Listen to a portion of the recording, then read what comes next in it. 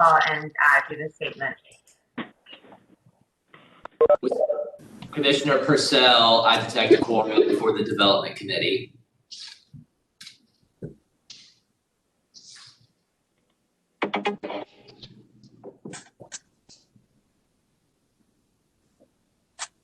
Will, were you able to hear me? Yes, yes. So we have a quorum for Finance and Audit, and I detect a quorum for Development as well. So. Okay, can you call the roll for both committees, and then you can move into the statement for the governor's executive order? So Commissioner Thaden, Commissioner Purcell. Here. We just heard Commissioner Ansari. Commissioner Batts. Here. Commissioner Campbell. Okay. For the Development Committee, we heard Commissioner Ansari, see Commissioner Purcell, Commissioner Coleman. Here. Commissioner Campbell, and Commissioner Thaden. Okay, so this meeting is being held pursuant to Executive Order 16 as amended and extended by Executive Orders 34, 51, 60, 65, and 71 in connection with the continuing state of emergency caused by COVID-19. This meeting is being held to conduct essential business of the Board of Commissioners of Metropolitan Development Housing Agency, Joint Committee of Finance and Development. The public has been invited to attend. The meeting will be recorded and made available for public viewing on YouTube via the MDHA website. Official business may commence upon a motion, second, and roll call vote in favor of said motion to proceed with this meeting electronically. The foregoing motion should be made by each committee.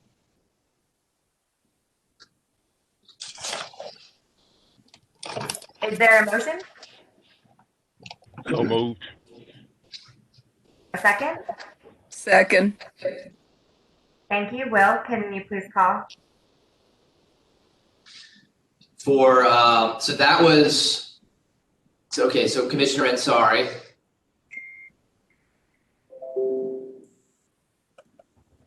Commissioner Ansari, Yes. Commissioner Purcell, Yes. Commissioner Coleman, Yes. Commissioner Thaden. Yes. 4 votes in favor, no votes in opposition. I'd invite the same motion for the Finance and Audit Committee. So moved. So moved. Commissioner Thaden, Yes. Commissioner Purcell, Aye. Commissioner Ansari, Yes. Commissioner Batts. Yes. 4 votes in favor, no votes opposed. Thank you, Will. Okay, so now we need to move on to the approval of our joint committee minutes. We have, let's take them separately. So I'm looking for a motion to approve the December 3rd minutes.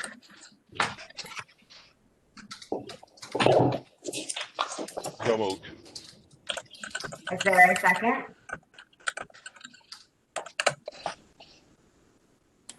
Second. Thank you. Are there any changes or modifications to the December 3rd minutes? Okay, hearing none, Will? Commissioner Thaden, Yes. Commissioner Purcell,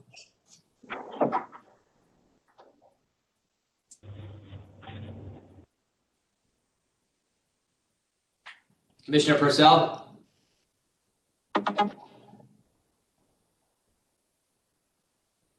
I think we've lost Commissioner Purcell. I think he's here. I think he's just on mute and trying to figure it out. I Yes, I there we go. figured it out. Thank you. Commissioner Ansari, Aye. Commissioner Batts, Aye. 4 votes in favor. Commissioner Thaden, did you call for the approval of the minutes of the development meeting or the joint meeting? That was the joint meeting from December 3rd, and so Okay, so then 4 votes in favor for finance and audits. For development, Commissioner Ansari. I'd like to move the motion to approve the minutes from the previous development committee meeting.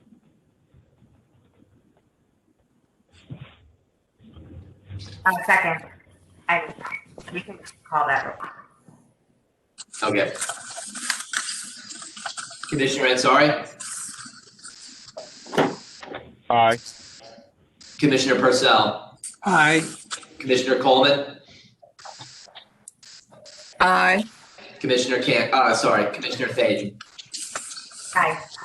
Okay, 4 votes in favor, 4 no votes in opposition. Thank you. Okay, so moving on to, this is the development committee. So, Aioli, why don't you lead this for the minutes from the January 7th development committee meeting?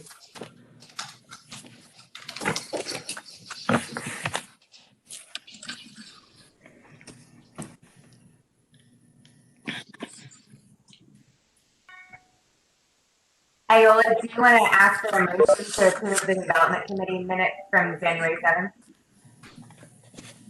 Sorry about that. I was on mute. Okay. Sorry about that. Yeah, so I'd like to make a motion to approve the development committee meeting minutes from January 7th. Excellent, and I'll second. Okay, Commissioner Ansari. Aye. Commissioner Purcell. Aye. Commissioner Coleman. Aye. Commissioner Thade. Aye. 4 votes in favor, no votes in opposition. Okay, thank you. The next item on the agenda is the pilot agreement for Richland Hills. So, I'm turning it over to you. Good morning. I would like to give an update on the Richland Hills that we previously discussed at the last committee meeting. We have finalized the pilot amount, and the pilot agreement is actually attached to the memorandum in there. To remind you that this is 201 units consisting of 41 bedrooms, 128 2-bedrooms, and 33 3-bedrooms. We are recommending entering into a pilot agreement that would go from upon approval of the full board on Tuesday, assuming it gets through this committee. This would be a tax abatement. We would request a Metro Council in the amount of $307,318 estimated for the first year. Out of our total allotment of $2.5 million, this would leave us roughly $2.2 million remaining. I have a couple of other pilots that we're going to run through up in here, and I have summaries of all of those to go through. But this is one that I am requesting full approval from the development committee, please, and finance. So when we were talking about the pilots this morning, would you mind reminding us where they're located? Yes, absolutely. Area of the city. This one is Richland. This is near. I don't know how familiar you are with West Nashville area. This is near the Kroger on Charlotte, at White Bridge Road in Charlotte, in that general area of that intersection. These are existing units that are being rehabbed. Thank you, Joe. So yes, I appreciate you coming back to us with the final numbers for this project. Do any board members have remaining questions? Just have a request in an effort to keep council members educated and informed. As backup information, when you present this to us, Joe, I'd like to always see the spreadsheet that shows what's out there, what's being used, what's left. And in addition to that, somehow show the rent rolls that would show the projected rent by bedroom. And I'd like for that to be backup for us and backup for particularly council's Affordable Housing Committee.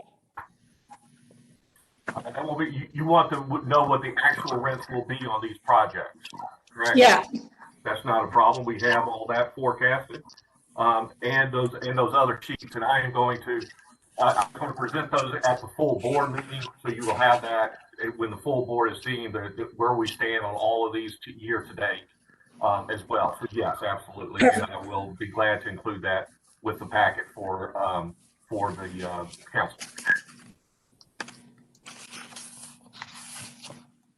And so, Kate, to be clear, do you want the presentation to be like all of the pilots that are out there, or are you asking for what our abatement, what we've done with our abatement capacity to date this year?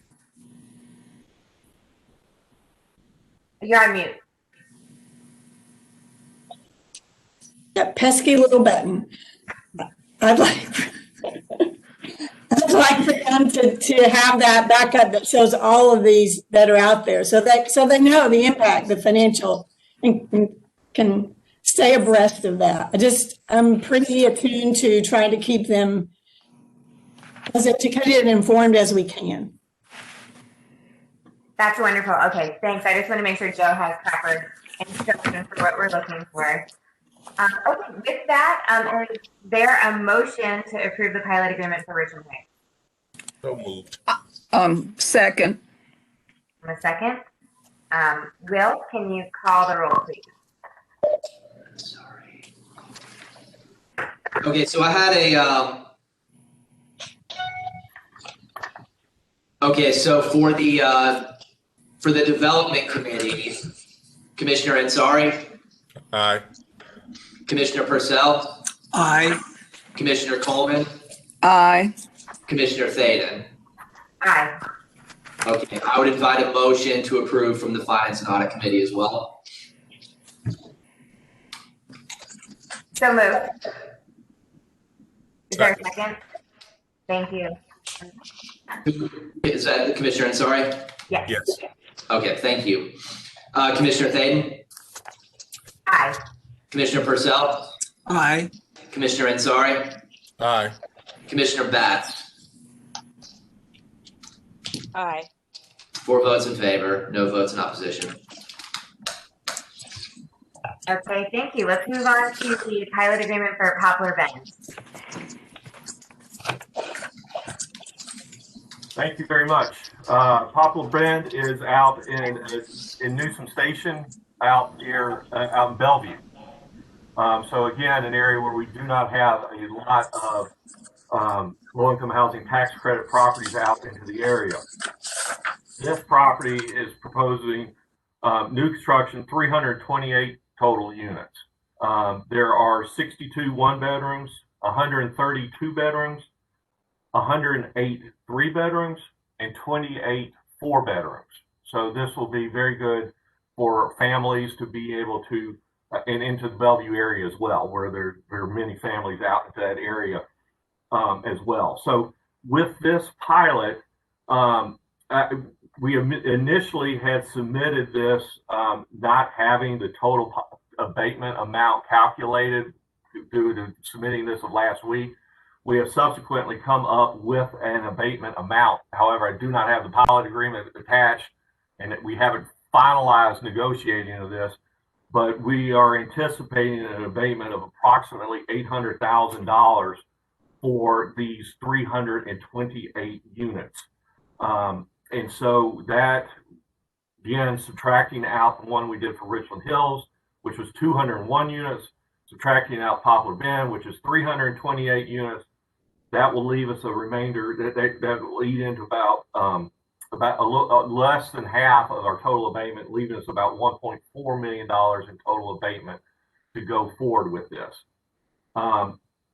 Since I don't have the actual pilot agreement attached to this, I believe the way we handled this last time, this would be essentially for informational purposes only for you, and then we would present it at the next board meeting, at the next committee meeting in March, and for the full board approval as well in March, if that is satisfactory to the committee members. Thank you, Joe. That works for me. Are there questions for Joe related to this project? Yes, I have a question. I live in Bellevue, and there's been incredible resistance to the two affordable housing projects that are located on Highway 70, no, Highway 70S. I see this is to acquire property. So what happens after that, and when does the community have input? This property has been acquired and is zoned properly for their project. By the time they are submitting their applications to THDA, they have gone through the entitlement process on this. Okay. Quick question, if I might, Madam Chair. Joe, with the delay of this by a month, is that a problem in any way for it going forward? Does it slow the overall development down? I'm just interested in scheduling. Thank you. Thank you for that question. By us being able to give you the general background 1 month and the final document the next month to make final approval on that, we are able to work within those confines for each of these pilots so far. I have not had any more compression. I appreciate you being able to work with us on that, where you get the final pilot document in the month that you are actually voting on the document, as long as I give you the background ahead of time. So with this process, the ones that we have in the pipeline, we don't see that as a problem. Good. Thank you very much. Hey, Joe, Commissioner, and sorry here, quick question. So did we go through our entire allotment for 2020, or did we have some excess? Because you're saying we're like 50%, I'll call it 40% through the allocation for 2021, and it's just this, the first week of February. Is that a danger? Is that something that has occurred in the past? And if it does happen, what will we do? Is it a first come, first serve? We are taking them first come, first serve. We have the potential to be close this year. We had a conversation because we have about 6 total already requested, and the next one is a very large request that is coming in for 425 units. We're going to get to this one. So where we stand today, we're going to get a lot closer. In 2020, we did not use all of the capacity. We've never used all of the capacity. Unfortunately, it doesn't roll over. It's $2.5 million per calendar year. So it doesn't roll over, so we can't save that before. However, when we presented the last one we presented to Metro Council, which was in 2020, they asked, are you going to need more money? If you need more money, let us know. In the capacity, that was from the chair of the chair of affordable housing, I believe, who had asked that. And so we feel comfortable that if we are getting there, we will be able to ask for more. However, we also had a conversation with THDA on these and where they are on the approval process, and THDA is anticipating actually running out of funds probably before we get through all of these. So THDA will have their full announcements, or should have most of their announcements coming in towards the end of this month as to which ones are absolutely solid. We require that before we actually take it to Metro Council. But because of timing with our board and the delay between when our board meeting is and filing deadlines for Metro Council, we do bring it to our board ahead of time. Fortunately, there's an application fee to go with that. So if they actually are ultimately denied, we still get paid for our time of doing the analysis on these. And it would not impact the total thing if for some reason THD runs out of money or they didn't score quite as many points as they wanted to. So right now, we're not, I will know at the next committee meeting in March to be able to tell you we're not going to make it and we're going to have to ask for more money from Metro Council before we could do any more. But right now, I think we are going to be okay. Got it. So I think if I were to try to sum up what you're saying is this is a year that we could come close for two reasons. One, we could get more applications or requests than we have money allocated for. And at the THDA level, they may have funding constraints there. So there could potentially be two pinch points. Well, and the other is the money that is available to Davidson County is coming in as 4% instead of 9%. And the 4% need the bigger push because they're not getting as much equity coming in. So they're getting a larger abatement. That's right. That's right. That's right. And so what we're saying is that there, for two reasons, we may either meet our limit or actually have to turn down projects because there's not enough pilot left. How do we have, if that were to occur, and let's just say in the next meeting you said, hey, Board of Commissioners, we only have $1 million left and we've got $2 million worth of asks out there. Do we have as an executive team, do we have a view on which projects are more attractive projects? Are we going to try to do it based on, if that were to occur, is it based on scale? Is it based on, rehab? Is there any kind of hierarchy to kind of sort of allocating those funds or allocating the resources if we were to run up against that limit? We have been taking these on a first come, first served basis as they come through on the application process. So that's where we would be. If we start to find out that we're going to run out, we would go to Metro Council and say, are you interested in increasing this amount? Because we have these applications. And if they are interested in that, then we would work through the legislation in Metro Council to increase the cap and also be able to get more affordable housing on the streets. And so that is what Metro Council has indicated to us. Now, that was the committee. Obviously, there's 40 members. But the committee have said, let us know if you need more money. We're open to discussing that. So that's we took that. I took that as a very positive, that this program is very successful for them and they would want to move on. Because again, this project right here is 328 units. The last one we did is 200 units. I mean, we're getting hundreds and hundreds. And I mean, literally to date, we have had thousands of units put online for not a whole lot that the city's kicking in. So it's been a very beneficial program for the city.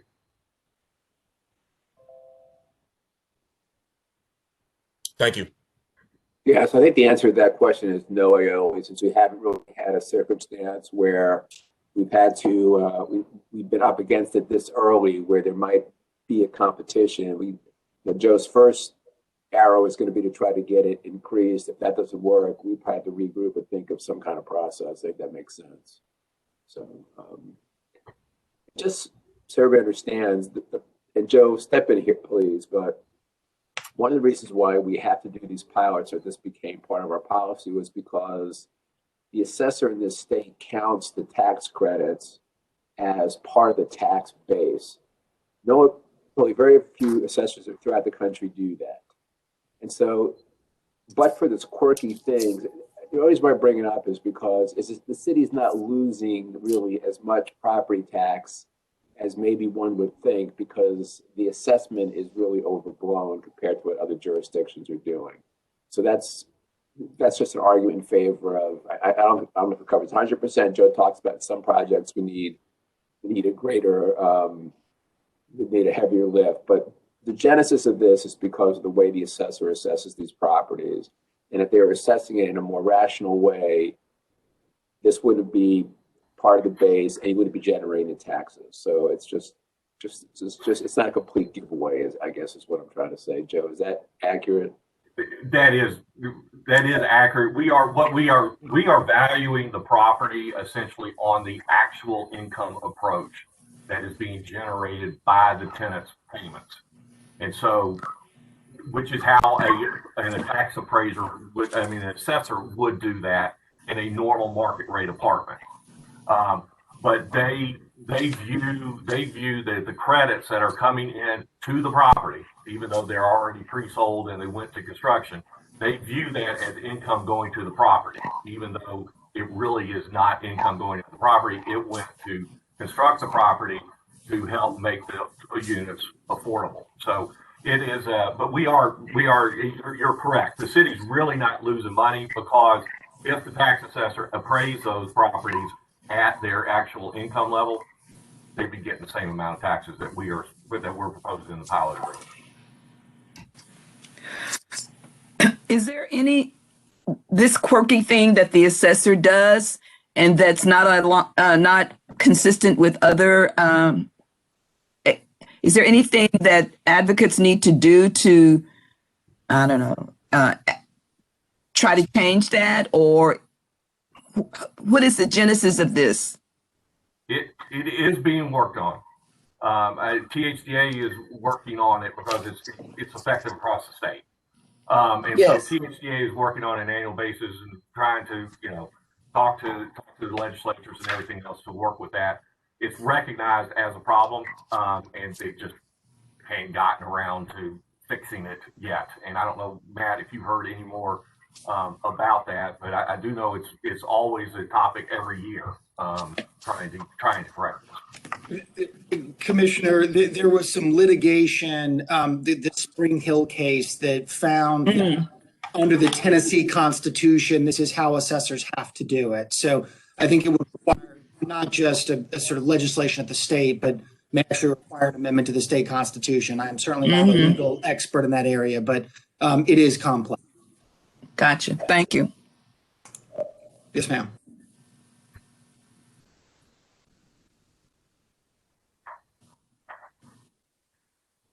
All right. Hey, I believe you were trying to ask a question. You're still on mute. Does this have to be reviewed by the finance department? If you want to ask for increased capacity, does it have to be approved by the finance department, finance director? It would, the bill would be referred to the budget and finance. Obviously, we would have conversations with the finance director as well on this. The premise on all of these pilots is that the property must pay more taxes than what they are paying today. So kind of in the same mindset as tax increment financing, there's no money coming off the city's rolls. Now, it's not to say that there aren't expenses being incurred by the city because new properties are being constructed, but there's not a loss of revenue coming in. So it would, by default, and each individual one of these pilots also gets referred to, and Metro Finance does sign off on the legislation actually as it goes through. Okay. Thank you. Are there any other questions or comments?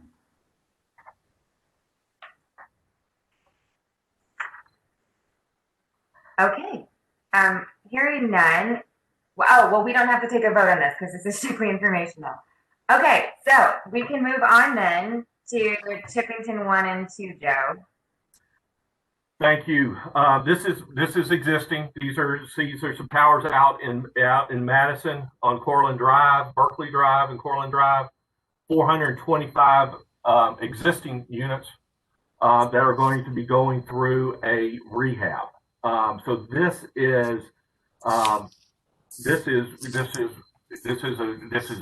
was the continuing to keep units affordable program. So that they won't be lost out of affordability on there. This is one, again, we have done the preliminary. I don't have the pilot agreement attached, but we have done a preliminary estimate. These 425 units, we believe, are going to need an abatement of $482,000. So now going back and in total, these three projects that we have put together in total are 954 units that I have discussed with you here today. And those 954 units, as we have it calculated, and I don't think it's going to change. As we have it calculated, we use about 63% of our capacity, leaving us with $911,000 remaining in capacity. So I feel pretty comfortable. We got 2, maybe 3 more projects left in here. that we will be able to put underneath this umbrella of the $2.5 million to date. We are going to continue to do the analysis on these, and by next month, I will have a good feel of the applications that have come in and where that capacity is going to be. But again, this project in Chippington, this is the same people who did Trevecca Towers. If you remember Trevecca Towers down on Lafayette Street. So it is for keeping with that, and we will be able to do a full presentation at the next committee meeting. But I just wanted to bring that to your attention at this time. Joe, can you talk a little bit about the existing Section 8 HAP contract? Is that expiring anytime soon, or is that continuing forward on this project? How is that interacting? It will continue forward. And what we do is we then look at, we're looking at those HAP rents as opposed to necessarily the LIHTC rents. And so that plays a little bit of a difference in there on our analysis of where we're coming into and how much then the pro forma, and that impacts the ultimate pilot amount and the abatement amount ultimately. So we are anticipating those being carried forward. Yes, the developer is, and that's going into our analysis. And so when we talk about it carrying forward, how long is the term left, and is there an assumption that we will need to be renewing the Section 8 HAP contract in the future? Yes, these will continue to renew. This is not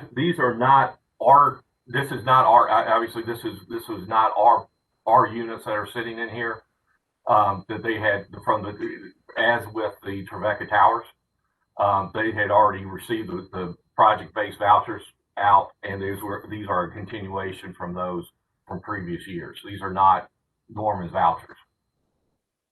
I'm sorry, I had trouble hearing you. Can you say that last sentence again?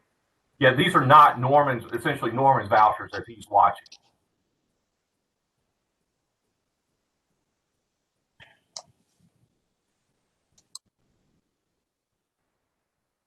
Questions from other board members? Yes. So Joe, did you say these are not Norman's vouchers? These are project-based vouchers. Am I right? Yes. And the rents can be no higher than fair market rents. Correct. And so it's based on income. So the way you look at rents with vouchers is different from the way you look at rents with LIHTC projects. There's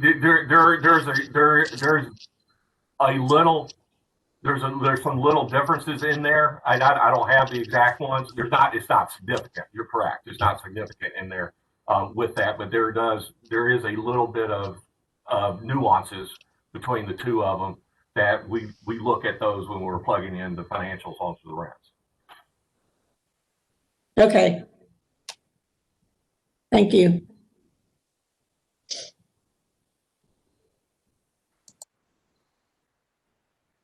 Well, I see this project as being very proactive in terms of preservation, right? So even if the HAP contract is there, making sure that we're ensuring that contract will be able to renew moving forward. Just like Trevecca Towers, I think that this is a very big win, right, in terms of preservation. Joe, the only thing that I didn't hear you cover is what are the bedroom sizes of this project? And it's all right if we don't have all of that information yet. I was just curious if you had it. I have those, and I thought I had them on my little sheet in here, but I do not have that breakdown, and I apologize for that. I was trying to find it on my little sheet while we were going through this to give you the exact breakdown, and I do not have it. So I apologize for that. In the towers, they're typically an abundance of ones with some twos mixed in, and I do not have that breakdown, and I will be glad to get it to you. Do the towers predominantly serve seniors? Yes. Low-income elderly residents. All right, thank you so much. Are there any questions? Just one more. I think I know the answer. Joe, do any of the other projects with pilots have HAP contracts associated with them, project-based projects? Yes, they have. Again, it's going back to the it's going back to what we said, where the nuances with the tax assessor, where he may be assessing the value of these new credits coming into the project. So while they may be, some of these, we are actually saying that their pilot payment should be more than what they are currently paying in property taxes, even though they're a rehab going in. We're bumping up their property taxes on it. Of course, they are doing a rehab on them, so the properties are getting nicer, obviously on that. But they are going up with that, and we've had some cases where they have gone up rather significantly from where they were today, and they are obviously in pretty decent shape today. I mean, because they are meeting all the standards of the inspections and everything else. But it was the developers wanted that consistency to know that, okay, my taxes will not jump, at a reappraisal, or will not jump at with the tax increase or whatever it may be. They like to know that it's a fixed expense for the period of time. So Joe, if the rents remain the same, and we do an income approach to determining its valuation, do we do a two-pronged approach, a higher of appraise or income approach, or do we simply use the income approach? We do a check back to the actual to an actual market value on it.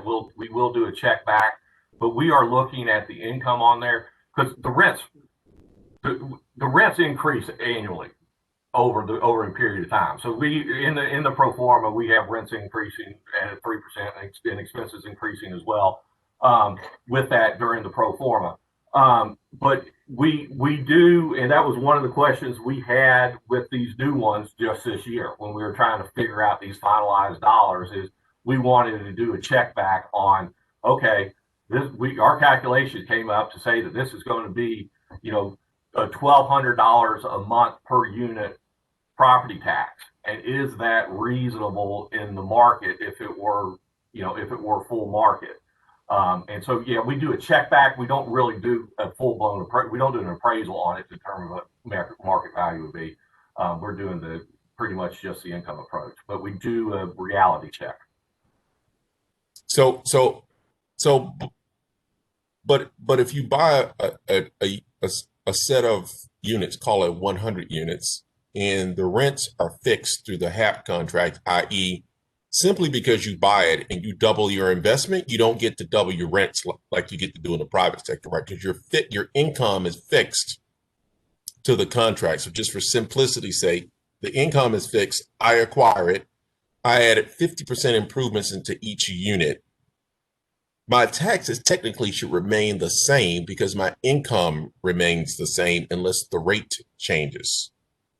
But I'm hearing conversations but then we go back and look back, like why would we be doing that? Because the income should, if the rents don't change, then the income shouldn't change.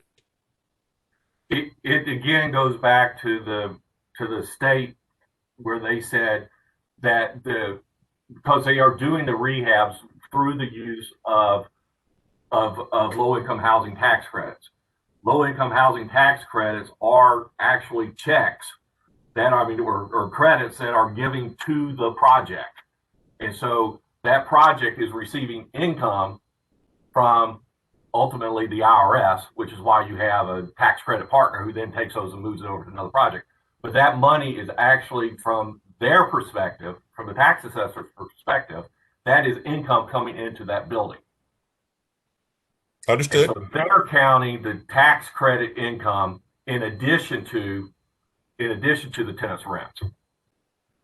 Got it. So we understand that that's what what our state assessor requires us to do. I'm simply asking, how do we calculate it? So I understand what we're trying to offset against, but I'm saying, what are we actually doing? Are we simply taking a traditional income approach, which excludes capital budgets. It just says, here's all the rents collected, less my operating expenses. There's the net operating income.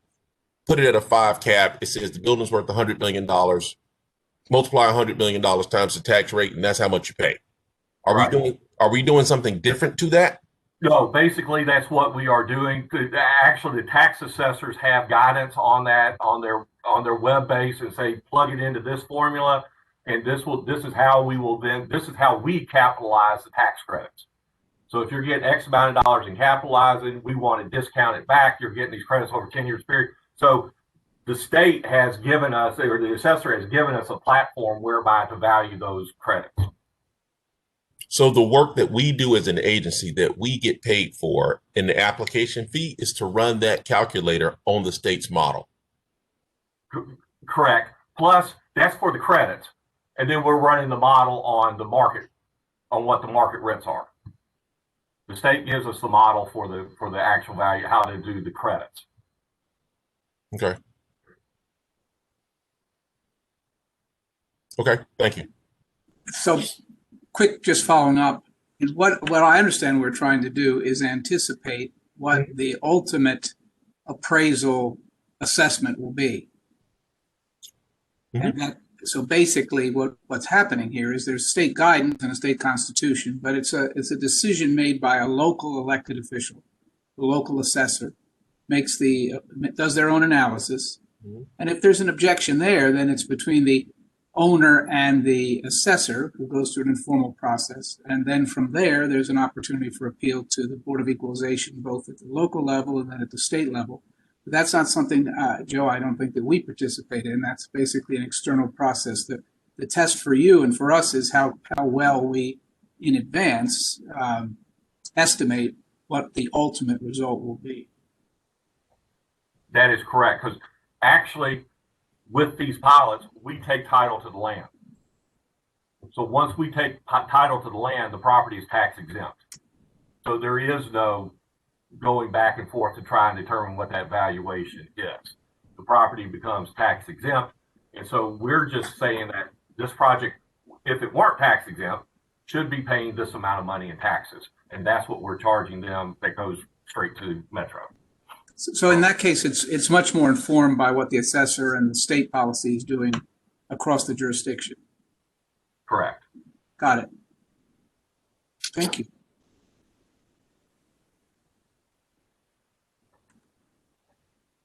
Thanks, Joe. Any other questions? Thank you, Joe. Thank you. All right, the next item on the agenda is the components of the audit reporting. I believe I'm turning this over to Melinda. Good morning.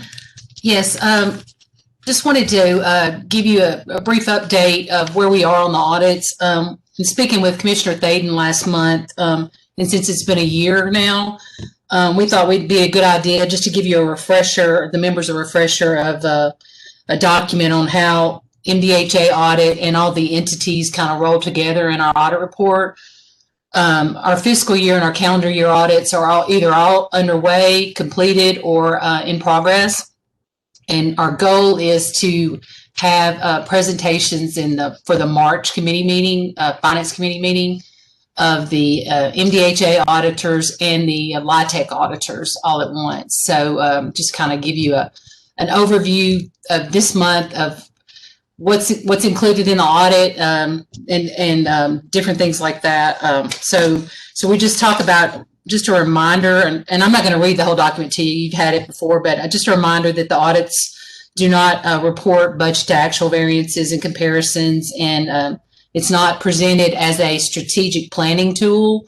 They're intended to provide a third-party independent assessment of our financial health and for the specific reporting period. And I just went through and added an overview of all the components of the audit report. And I'm not, like I said, I'm not going to read that to you. We've got the financial statements and the footnotes.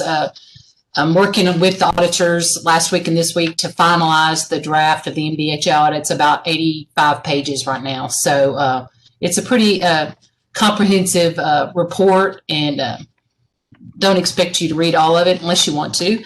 But just on the second page, talking about the blended component units and what they are, we have 5 blended component units that get rolled into the MDHA primary government column. I just kind of showed an example of how it will be presented next month, that the component units that are the single purpose entities and then the MDHA Housing Trust Corp will all be, there was a footnote that presents them separately, but then they'll all be part of the primary government column in the audit. And then discussing the. Melinda, so correct me if I'm wrong, but either for a legal reason or a regulatory reason for a certain project, we made the election to put this in a separate company wholly owned by MDHA. Right. But for that, it would really be just MDHA. And so since we 100% own them, then they're considered part of MDHA for the audit and for consolidating our financial results. Is that basically correct? Right. And so all the 4 that I say is single purpose entities, the MDHA, John Henry Hale, 10th and Jefferson, Kirkpatrick, and Madison, they all have to have separate audits for the same period for the FHA loan that we have on the book. So that's a requirement from HUD to have those separate audits. And the Housing Trust Corp is just blended in with MDHA, but they have to have a 990 filed every year or so, but they don't have a separate audit. So, and on the reporting of the discreetly presented component units, we've added a few this year for the LIHTC projects. These are partnerships that created for the THDA LIHTCs, and they're, even though they are owned by a different entity, they are considered, because we are considered financial responsible for those and management. They are presented, and I've got an example down below in the MDHA audit report, but they are not combined with the primary government. But the note, and this is something we started a couple of years ago, because at the first we just had a couple of the LIHTC properties, but now since we have so many, and I've listed them here for you, a lot of them are in draft form right now. The only 2 they'll be included in our audit this year, but that are not, they don't have to have separate audits as of 2020, December 2020, because their calendar year is Bosco 3 and Randy Rogers, because they are still in the construction phase. So, but they all have to have separate audits, compliance audits, cost certifications that are performed after the projects are done. And they're, like I said, they're reported in our audit report with all the footnotes and everything that go along with the discreetly presented, but they are not combined. So just kind of, like I said, just wanted to give you an overview to be expecting what we're expecting for next month. And I've got the auditors teed up to come or to talk about, I guess, on WebEx, or they can come to the office, either way, to discuss these reports. So any questions or comments? Thank you, Melinda. Yes, I asked Melinda to put this together because, you know, when you're handed our whopping giant audit report, it is a lot to take in. And, you know, we love to talk about discretely presented units and blended component units, and it's hard to actually discern what they are. So I just wanted to give the board, you know, a roadmap, so to speak, to interpreting the audit when we do start to see the drafts and start to get the presentations in. So with that, are there any clarifying questions for Melinda? Yeah, Melinda, just a process question. And so the annual compliance and financial audits, the state, the tax credit program requires those. And so certain information is collected and reported to the state. Am I right? Yes. And how long is that responsibility in place for these? Well, just for instance, like the Preston Taylor LIHTC property that was part of the Hope 6, it rolled off last year. I don't know if you remember, it was in our audit report. So it was past the 15-year compliance period. And we worked with the investor partner at that time to kind of do a buyout of the notes and just kind of write off the notes receivable, notes payable that are in our agency. So after the 15 years, then we go back with the investor partners and see if they're willing to get out. Then we take over ownership. So Preston Taylor this year they are included in this year's audit completely, not a component unit. So similar to that. Because usually after the compliance period and the investor partner's gotten their tax credits that they're due, they're done with it. So, and it's easier on us not to have all the different audits and different insurances and the monthly compliance reporting that we have to do. So, okay. Thank you. Hey, you're raising a good point, which is something that as we continue to increase the amount of tax credit properties that we have, we do need to plan on a future level to be able to be prepared for the cost that is associated with basically buying back those units at year 15. Because I mean, it wasn't too expensive with Preston Taylor, frankly, but in some locales, that can be a very big price tag depending upon how the deal's been structured and what's happened. So it is something that I think we all need to keep in mind as we continue to bring more of these properties onto our books and into our development. And correct me if I'm wrong, Jim Diligent or Buck, I think on the Boscables and the CP2s, the latest ones, I think when we first started the LIHTC projects, we didn't have a specific buyout plan, and it was just kind of left up to how people felt at the time. But I think on the in the new restated and amended partnership agreements, we do have a specific guidance. Jim, do you know? I haven't looked at them in a while, but yeah, and pretty much what we're doing, we're kind of building in the equity the MDHA puts in goes in the form of a loan over the 15 years. Basically, that loan does not get amortized at all. And so at the end of the 15-year compliance period, we had this huge amount of money, which is owed back to MDHA, which then we use to buy out the investor. So I think that's what we're looking for is long-term planning for those so that we can make sure they're still captured. So thanks, Melinda. Thanks. Okay. Just a brief comment. So Melinda, not only are they going to have the pleasure of going through all the audits in March, but we're also planning on doing our first budget actual presentation. Is that correct? Yes, that's what our intentions were. If it fits into the schedule, yes. Mm-hmm. Okay, that'll be for a first quarter of fiscal year. At the very least, you'll have the information. Whether we can get through, it might be one of those months where we have to have a meeting before the audit meeting or the board meetings. Mm-hmm. Got audit on the brain. Yeah, too much. Thank you, Emily, for your help in getting this together. I think hopefully it's a good document. So it's really helpful. Thank you, Melinda. Just one more, Jim and Melinda.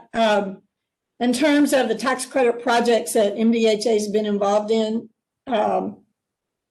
do you have off the top of your head know how many have these newer agreements on them with the investors and how many do not, i.e. Rolling Hill Mill? I'll have to come back. I'm not sure. I know all the Boscables and the CP2s and Victory Hall. Yeah. And Randy Rogers all do, but I'm not sure about Ryman or Levy. I'll have to look back at those. Okay. So, Jim, do you know? And it's kind of a problem that like we ran into when we did the Explorer School. You can't get too explicit about what the buyout is going to be at the end of the compliance period, or the people that look at the tax credits, or like in the case of Explorer School, it was new market tax credits. If you're too explicit about the buyout provision, they don't see it as a legitimate project. I see. So we provide the general parameters, but we don't get real explicit when we put the agreement together. Okay.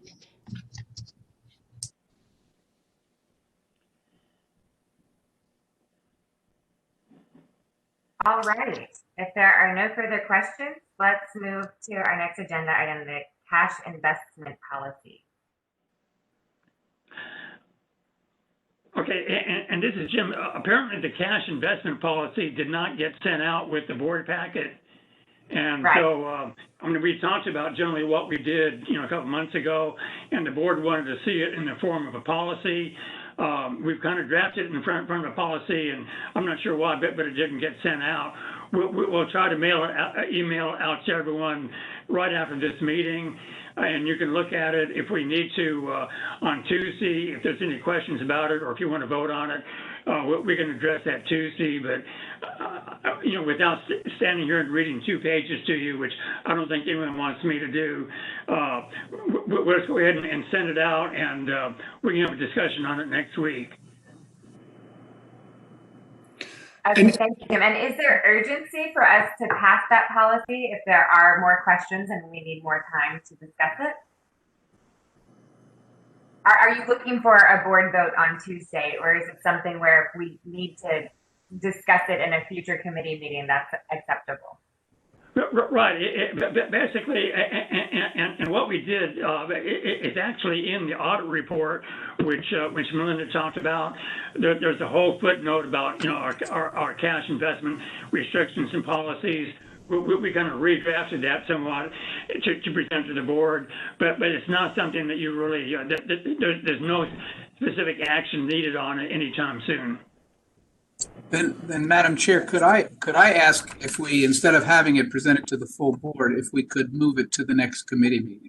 I think this committee is the perfect place to begin the conversation. We have a less in the way, and you can take more time to explain. That would be as one member, I would prefer to take it up in committee first. Yes, I think that sounds like a plan. But Jim, do please still send it out after the meeting. Yes. Thank you. All right, so the next agenda item is discussing our contract for electronic locks. Brent? Okay, the intent of this item is right now is informational for the board. Good morning, Brent. Good morning. Can you hear me? Okay. The agency, as part of its security system, started in 2008, introduced the idea of using electronic locks on our properties. The system has grown to a point where we feel we need to get a sole source vendor contractor in place that constantly deals with the maintenance of our system, as well as the software update and support plans that we have to purchase every 2 years to keep the system running. Under our procurement policy, because we'd be entering a sole source contract, this would be eventually, throughout the period of the contract, exceed the $1 million. And so when we do get the RFP responses back, the committee will review and then provide a recommendation as to who to award it to, and then we'll be bringing that to the board so we can enter into what I'm proposing right now would be an agreement for an initial 2-year period with the option to renew for additional 3 1-year periods. The locks, the reason we chose the locks in the system we're presently using, the Linnell S2 system is capable of working at all of our different style properties, whether mid-rise, high-rise, a family property, or the scattered sites even around town that we have. Presently, we have, as I state in the item, over 3,000 of these locks in place, and they all run off of, not all of them, but the majority of them are already on the Linnell S2 system. So the intent is to use this contract going on for future developments as we add more sites, possible 4, 5, as Buck was presenting last week, and then other properties to continue converting those over. So eventually we have it all on the same system.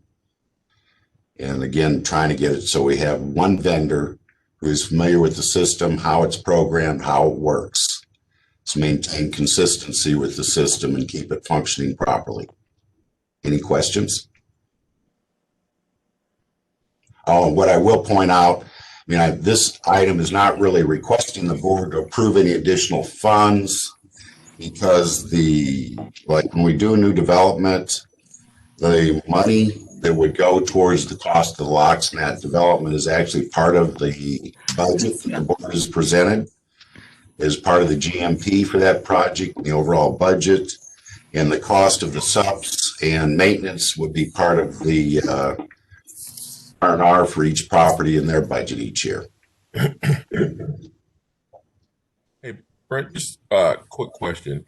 Sure. So just to make sure I separate it, because the third paragraph talks about we have 3,000 lots, but we got roughly 6,000 units in inventory. So this contract is not to buy the additional 3,000 lots. What you're requesting is simply a service contract for the lots that we have in our inventory today and future lots that we may purchase through other capital programs. Is that correct? That is correct. Would that be correct, Buck?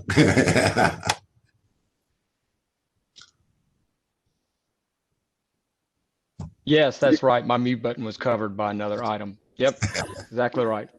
Okay, I have a question. So since approximately half of our units don't have this electronic locks system, are we ever going to get them, or they're too old or too something so that it can't be converted to electronic?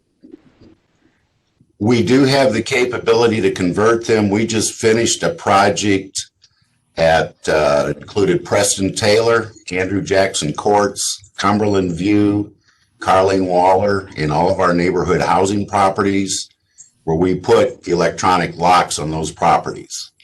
At existing properties, it does require reworking occasionally of the door jamb to strike a little bit. But so far, we've managed to figure out a way to get it to work. And eventually the intent is, I'm sorry, go on, ma'am. Since we have 12 years of experience with the electronic locks, how are they working out? What's happening? The locks themselves have been very successful. We've had to replace a few just due to age use. The ones that tend to be a little more problematic, but they're not that big of an issue, are the ones that are in exterior conditions and exposed to the weather.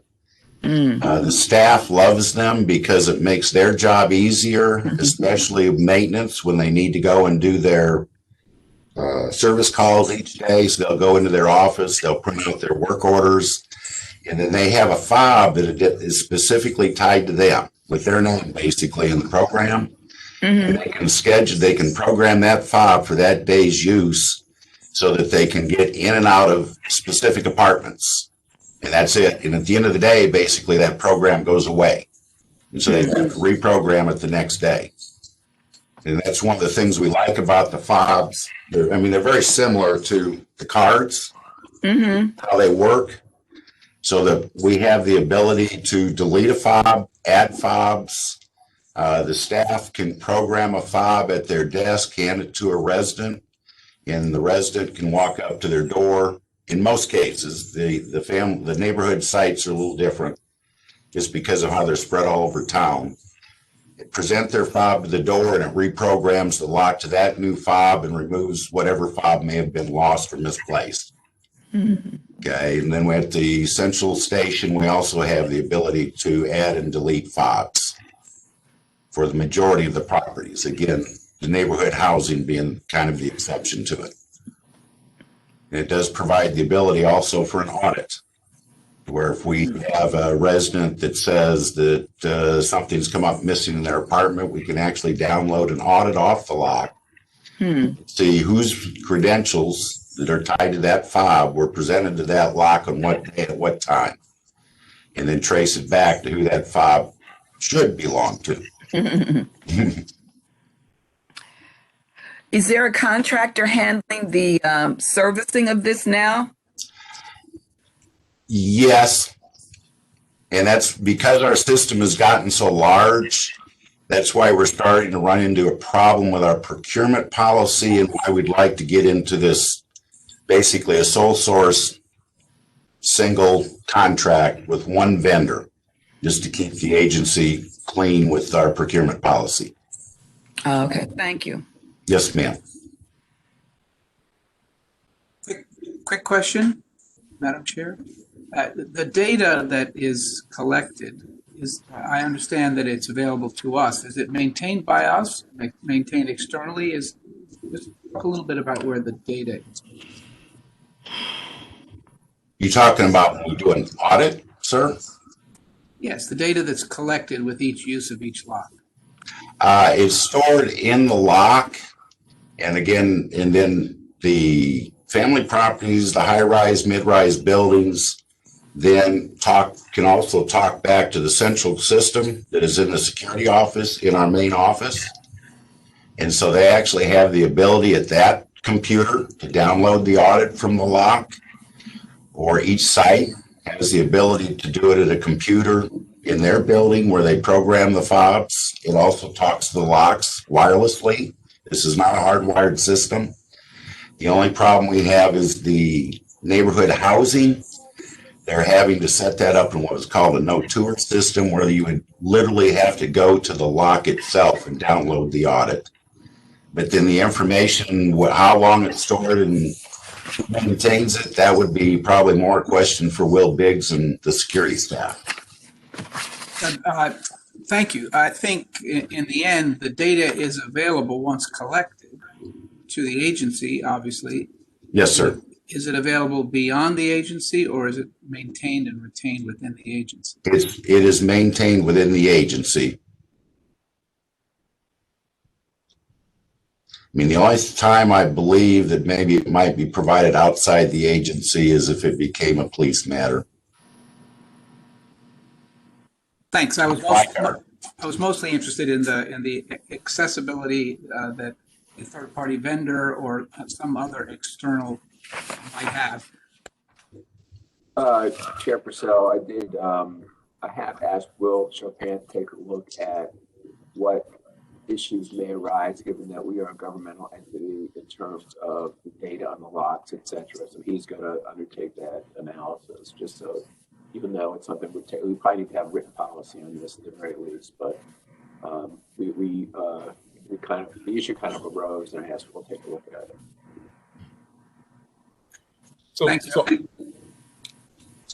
I'm sorry. Did you have some more comments? No, sir, I don't. Yep. So, Saul, just a quick question, and really trying to understand, do we have policy or how do we do this? So a comment that somewhat concerns me is we say, well, it's really in-house unless the police get involved.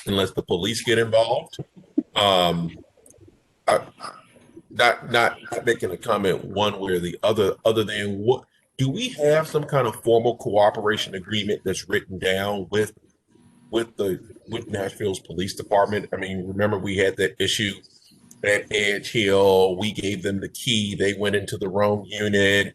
Like what is our policy for cooperating, especially, again, obviously people have a warrant and doing all those other things, yada, yada, yada.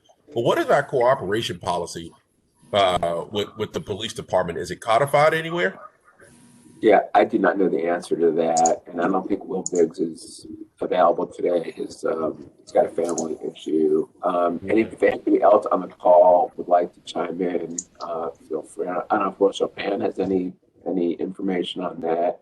But in any event, why don't we take it as a assignment, get back to you on that, because it's a great question, and I don't know what the answer is. So.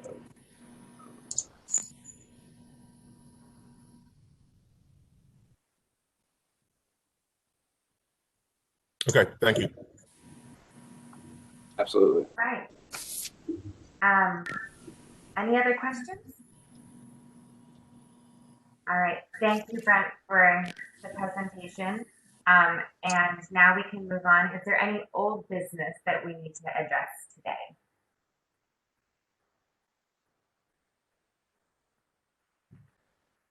I think that I had one item that came up from the board retreat, and I just wanted to check back in, Saul, because I know that Matt and Buck were planning to do a presentation, and that it was related to moving forward with Envision. And I really do want to confirm that we are not stalling or holding up any work based upon the needs of this board reviewing or approving anything. Based on the conversation we had at the end of the meeting, we had laid out what we're doing on Casey, if we have to self-fund over the next 2 years, and we are going forward with that. Of course, there are other opportunities out there that we are pursuing, but at the very least, we know that that's the direction that the board has indicated and has approved, and we're going forward with that. Okay, excellent. Thank you. I just want to make sure we're not delaying work in any way. Any other old business or comments? Yes. This is more general, and I'll be looking to your direction, Saul. So in our retreat, we talked a little bit about kind of some conversations around organizational structure, a need to review the compensation and pay plan, and employee engagement as part of our last meeting. And I think we were not too subtly reminded that there's committees that are supposed to be focused on these things with, in collaboration with the agency's executives. And I chair the HR committee. So I think it's probably worth, Saul is trying to get a time for the HR committee. Let's try to figure out what we can run this onto. I think keeping it on this Thursday schedule might make sense, but I think it's probably worth us trying to get something done here before March's board meeting. Is to get an HR committee meeting, you and I get together to set an agenda for what we want to try to do around the issues of org structure, compensation, pay, and employee engagement, and bring the committee members together so we can come up with a collaborative working plan on that. Yeah, we got a little time to set that up for sure.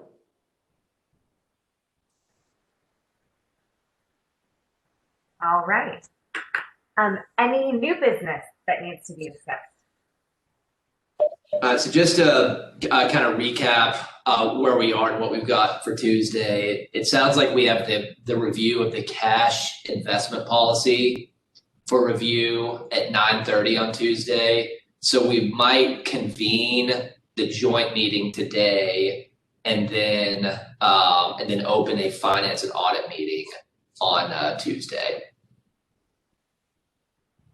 Just so we know what to put on the website and issue the proper notice.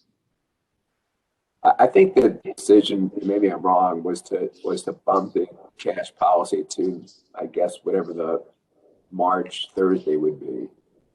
Not this upcoming Tuesday? No. Okay, I'm sorry, I misunderstood. That's okay. So that we do not have a meeting prior to the board meeting on Tuesday. Correct. Okay, my apologies. Nope. Great clarification, appreciate it. So Saul, let me just ask, since it's kind of already sitting on everyone's calendar for Tuesday without having to create a logistics scramble, might we just want to add the HR committee meeting as kind of, do we just want to do that on Tuesday, and it's already in our schedule, it's already in our rhythm, it's already in our rotation?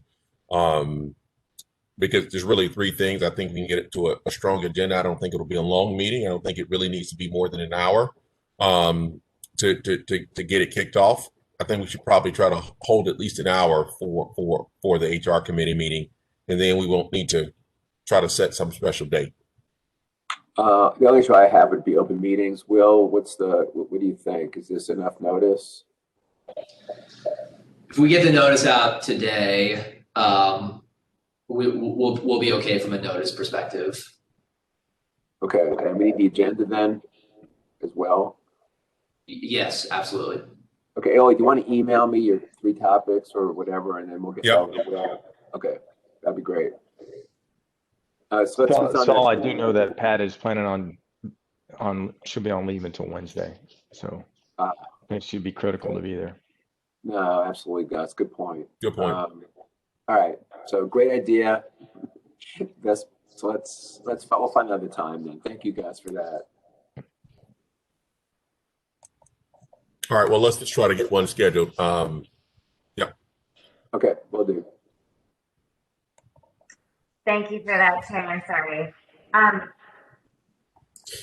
think one thing that's come up on this call, and especially in light of the mayor's office leading the Affordable Housing Task Force, I think one of the questions that we as a city are contemplating is how are we most effectively and efficiently delivering affordable housing? And I think the pilot program is such a huge success, Joe, for what has been done in the city with that program. I'm wondering if there is any opportunity for us to provide the task force with a one-pager that just summarizes the accomplishments of the pilot, and especially in relation to how you were describing its financial efficiency and its actual impact or lack thereof on the material budget or costs, right? So Joe, is that something that you perhaps could furnish that we could be providing to the task force just to make sure that folks are aware? Yes, that's. I mean, we have different summaries. And I'd be glad to prepare one and then decide how much more information or less information to put on those in those summaries, because we do have multiple spreadsheets, but some of it may all of a sudden start becoming redundant and not show it quite as clear. But absolutely, because it's been such a wonderful project, without any question. I think, Joe, just a 30,000 foot level view in terms of how many units, have come online that are affordable over X period of time. And there's a 2.5 million annual capacity authorized by Metro government. I think just 30,000 foot high level information will suffice for now.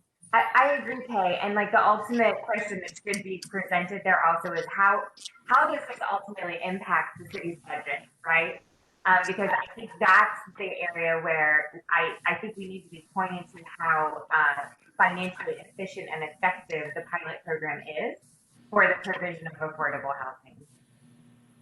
And I know you have a meeting this afternoon. Does somebody need today, or I don't know what your meeting cadence is, but yes, you do want it today? If possible, but it's okay if not. My guess is Emily's on the same committee I'm on, which is preservation. So I think we got our head around it enough to get us started, but whatever you could get and without causing more work, Joe. Actually, I don't think that needs to be a rushed request for the meeting today. We will be meeting every Thursday, so if it would be possible for us to get that document before the meeting next week, that would be nice to be able to circulate to committee members on either Tuesday or Wednesday next week. So, okay, I hope that's okay. My hunch is, we might not be getting into that level of detail quite yet. Yep, that works. All right, I'll have something for you all, probably with the board meeting. On that topic, very quickly, I don't want to speak for the committee, but I would anticipate a question that would follow, and that is, what are the levels in Memphis, Knoxville, and Hamilton counties? That may not be something that you want right away, but I'm thinking that's the next thing you might ask. Levels, number of units? Both. What's the money? What's it done? How have they done? And not every state's the same as us in this regard, but it's easy to compare the larger cities in Tennessee, obviously. That would be a great piece of information if possible. Thank you.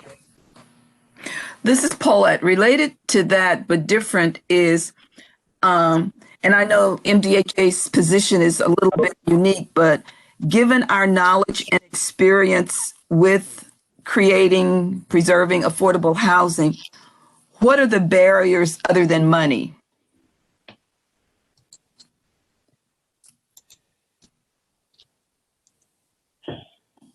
Is that directed towards me? Well, it's a question for which I would like answers. I don't need them at this moment, but just from the MDHA perspective, realizing that our situation is unique, I'd just like to know that. I don't know who would be the source of that information. Yeah, I mean, that's why I think that's, if I heard the question right, as to what are some other barriers that are you talking just for the pilot program? No. I'm just for the creation of affordable housing. I'm sorry. Yeah. I mean, that's been one that we've been working on forever, and we've hit on it here, with you touched on it, with the zoning, out in the Bellevue area, they're not happy with those projects coming online. If you could just do some bullet points, and all right. if one or two lines are needed, but I'm just curious to see, given the experience and breadth of involvement of MDHA, what you see. We'll get Joe and Matt on that. That's fine. Thank you. Don't we also have staff representation on the task force? Email. Yes. Okay, thanks.